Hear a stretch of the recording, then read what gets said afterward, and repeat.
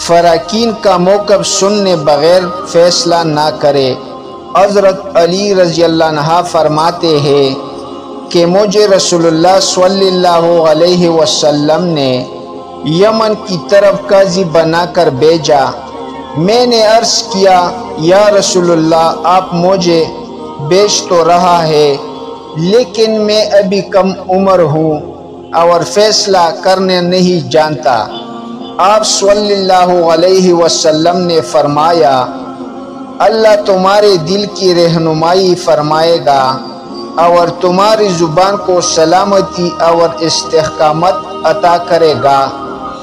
جب تمہارے سامنے مقدمہ کے فراقین بیٹھ جائے تو پہلے فریق کے بعد جب تک دوسرے فریق کی بات اچھی طرح نہ سن لو اس وقت تک کوئی فیصلہ نہ کرنا، کیونکہ اس طرح تمہارے سامنے مقدمہ کے تمام پہلو کھول کر وضو ہو جائے گے۔